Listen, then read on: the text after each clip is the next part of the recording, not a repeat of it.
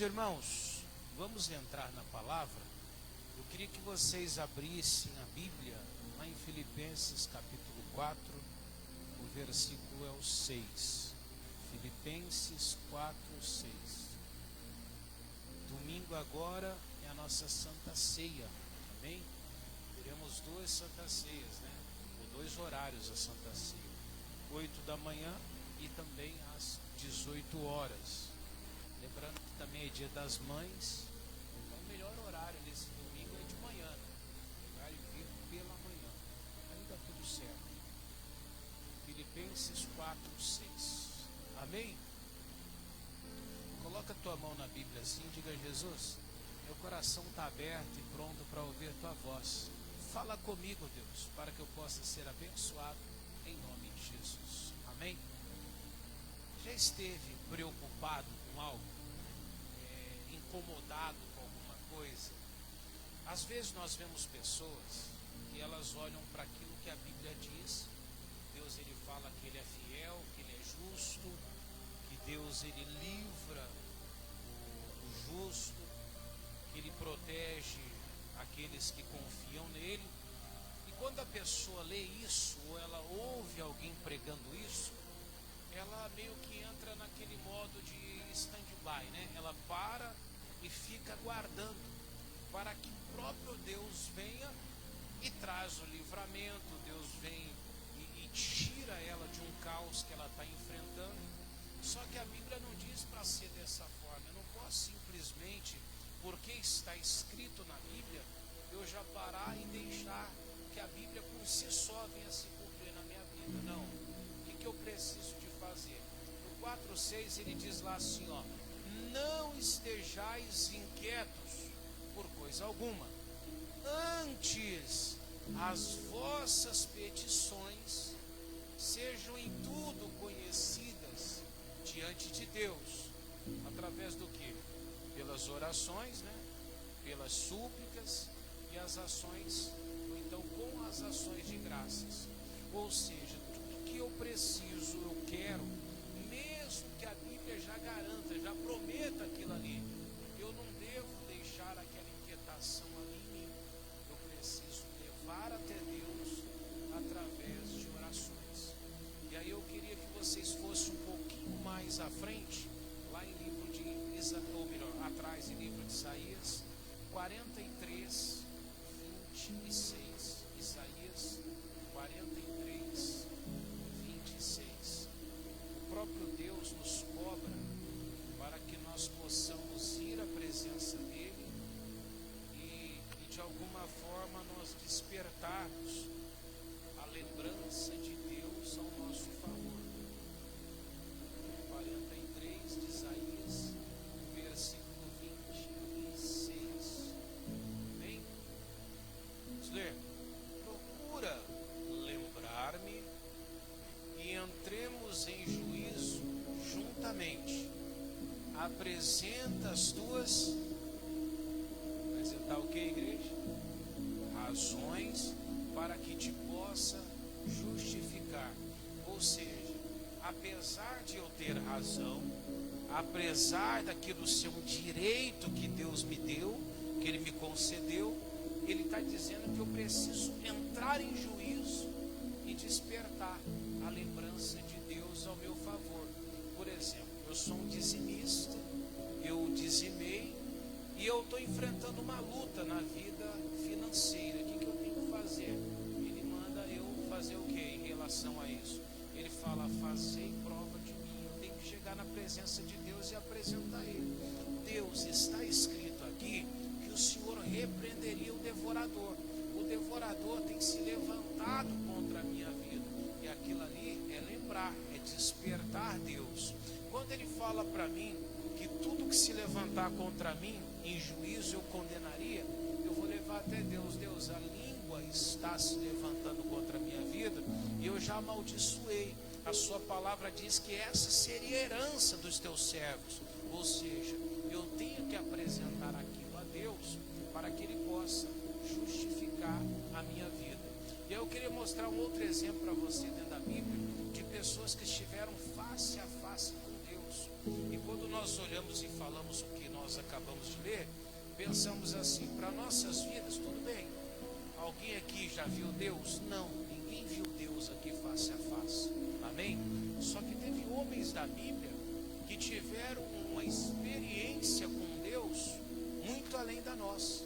Pessoas que receberam, diz a Bíblia, anjos de Deus, sem até saber que eram anjos de Deus, mas que estiveram face a face com a presença de Deus, diferentemente do povo hoje em dia. Gênesis 32, versículo que eu vou ler a partir do 9.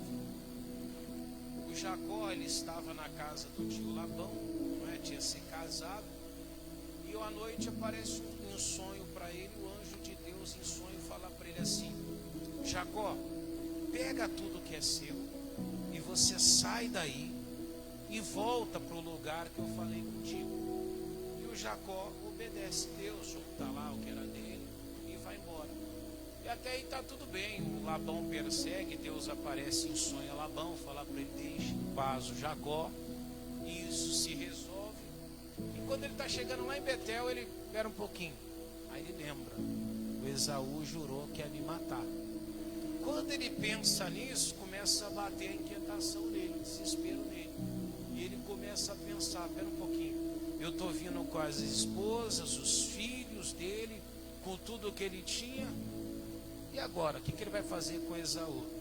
E aí ele manda avisar o Esaú que ele estava chegando. E aí os servos de Jacó voltam falando para ele: olha, nós falamos com Esaú e ele está vindo com um bando de 400 homens em tua direção. O que o Jacó pensa nessa hora? Ele está vindo com 400 homens, não é? Para encontrar o irmão dele. Não precisava de tudo isso, precisava. Quem que vai com 400 homens para encontrar o irmão que ele não via há 20 anos? Não tinha porquê.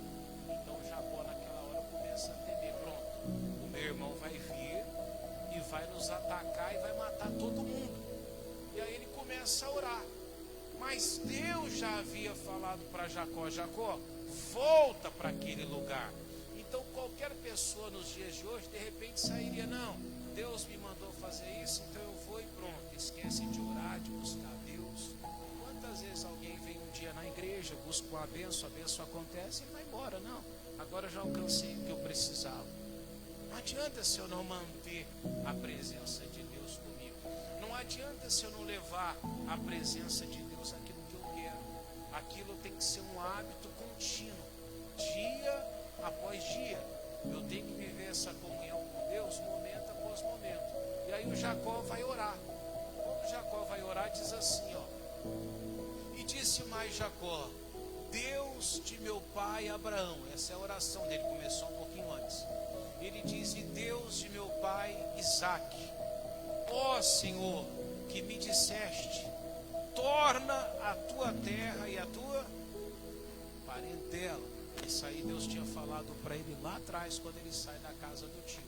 Mas olha o que ele fala agora para Deus: e far-te-ei bem. Ele está falando que Deus prometeu. Olha o 10: menor sou eu que todas as beneficências, que toda a fidelidade que tiveste com teu servo. Ele diz: eu não sou nem digno de tanta fidelidade que o Senhor tivesse com teu servo, porque com o meu cajado passei este Jordão. Ou seja, ele só tinha um cajado quando foi, e agora me tornei em 2 bandos. Ou seja, ele volta com tanta coisa embora. 11: livra-me, peço-te, da mão de meu e da mão de Esaú, ou melhor, da mão de Esaú, porque eu temo, ou seja, eu tenho medo, para que porventura não venha e me fira, e a mãe com os filhos, ou seja, para que não venha me ferir e ferir também meus filhos e as mulheres que estavam com ele. Livra-me, peço-te, da mão do meu irmão, da mão de Esaú, porque eu temo, para que porventura não venha e me fira, e a mãe com os filhos. 12: e tu disseste: certamente te farei bem, e farei a tua semente como a areia do mar, que pela multidão não se pode contar. Ou seja, ele já tinha a palavra, ele já tinha a direção, mas quando ele se depara com uma adversidade, o que ele fez? Ele foi orar para trazer a lembrança de Deus. Pode observar que ele está lembrando Deus. Ele está pedindo: Deus, o Senhor me disse que me faria bem. Agora, mais ou menos isso, agora meu irmão está vindo contra mim e está vindo com um bando de 400 homens. E agora, Deus? O que eu vou fazer? Aí ele fala: livra, eu te peço. Ou seja, Deus já tinha prometido que ia fazer bem, mas mesmo assim ele foi clamar, foi buscar. Pastor, eu sou a igreja de Cristo onde eu estiver, mas o que vai ser de mim se eu não for buscar a presença dele? O que vai ser de mim se eu não todos os dias não apresentar a Deus a minha vida? O que vai ser da minha vida se eu estiver andando longe da presença de Deus? O que vai acontecer com a gente? Nós vamos padecer. E por que as pessoas padecem? Porque esquecem de lembrar o Senhor a respeito da promessa dele.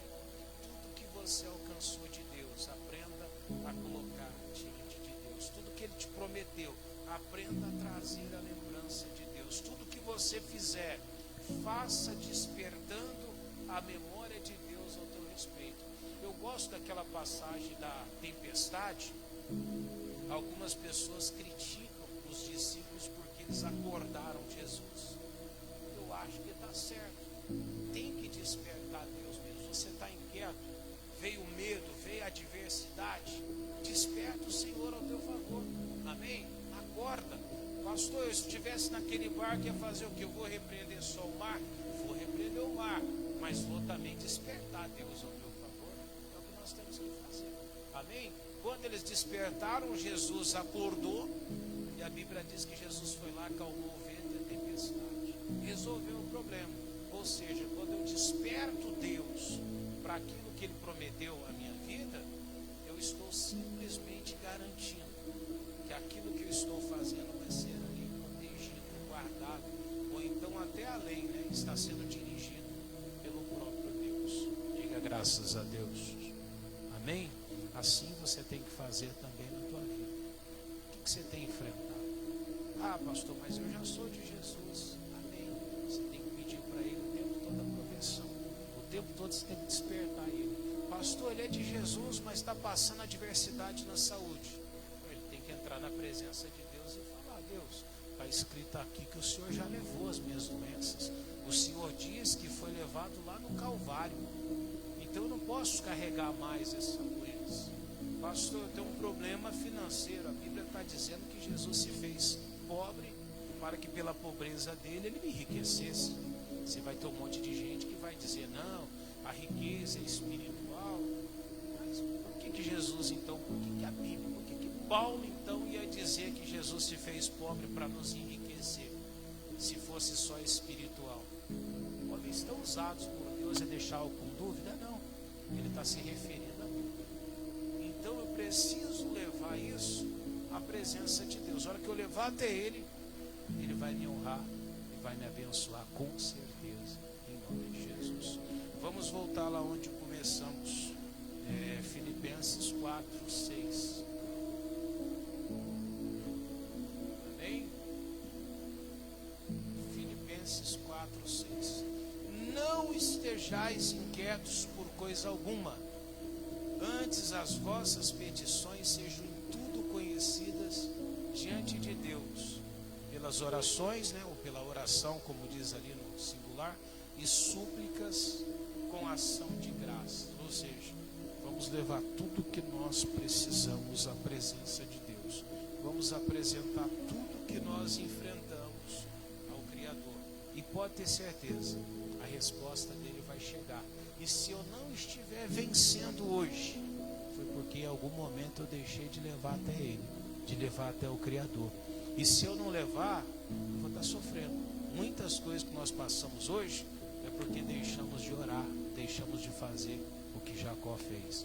Deixamos de levar e colocar: Jesus, o Senhor prometeu que guardaria, o Senhor me deu autoridade para pisar serpentes e escorpiões, o Senhor disse que eu beberia coisa mortífera, mas não me faria dano algum, eu imporaria as mãos sobre os enfermos, eles seriam curados.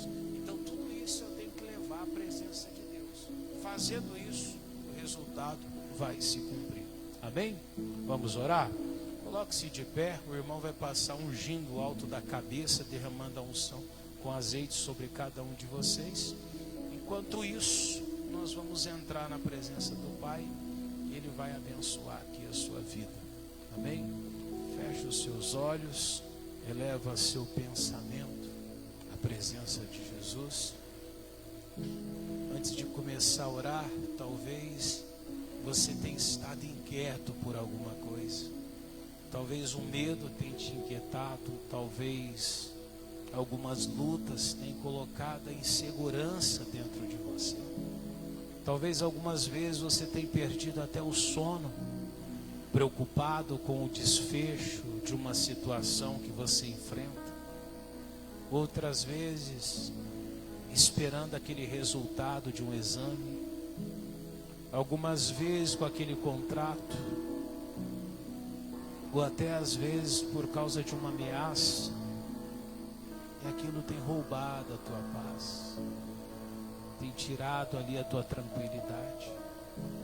Apresenta agora Jesus, fala para Ele: Jesus, eu vim para buscar a tua vitória, para buscar o teu milagre, para alcançar aquilo que o Senhor tem preparado para mim. Apresenta a tua vida a Ele, cara. O Senhor é o nosso louvor, a nossa canção. Então entramos agora na tua presença, Pai, e vamos invocar o teu poder nesse momento. Pai, a sua igreja está orando agora. Alguém está dizendo: Jesus, eu não vou aceitar mais sofrimento na minha vida. Alguém está repreendendo, Deus, o medo. Está dizendo: Senhor, eu não aceito esse medo na minha vida. Pai, alguém está clamando agora e dizendo: eu dou uma ordem, Jesus, a toda maldição, a toda opressão, a todo poder das trevas. Isso, meu irmão, vai orando agora. Vai repreendendo a tristeza, a angústia, a adversidade, o momento difícil, aquele medo, aquele trauma. Jesus, aquele demônio que tem tocado na casa dele, na casa dela, na família dele, na família dela, aquele espírito causador da dor, do mal-estar, da opressão na mente, nos pensamentos dele, dela, vai saindo daí agora toda maldição, toda opressão, toda potestade, principado, em o nome de Jesus. Demônio, vai pegando aquilo que é seu agora, vai pegando os teus males, vai pegando agora as adversidades. A ordem foi dada, vai saindo de dentro daquela casa, da família, do lar. Deus, eu estou quebrando agora todo o domínio do inferno, eu estou paralisando a ação de Satanás e ordenando: sai, sai e sai, em nome de Jesus. Meu Deus, que a graça do Senhor, Pai, ela venha sobre todos, que o teu poder, Jesus, se manifeste sobre cada vida, que a grandeza do Senhor, Pai, se faça presente em cada vida que clama. Oh, meu Deus, tem liberdade agora. Pai, abençoe essa pessoa que está te invocando. Traz, Jesus, a cura, o refrigério, a certeza da vitória ao coração delas. Pai, naquela mesma noite a Jacó apareceu o teu anjo, e ele lutou com o anjo até o sol se pôr. E naquele dia, Deus, Jacó prevaleceu. Nós só vamos prevalecer, Pai, se nós lutarmos espiritualmente, se batalharmos, ó Pai, se nós não nos aquietarmos, se nós não nos calarmos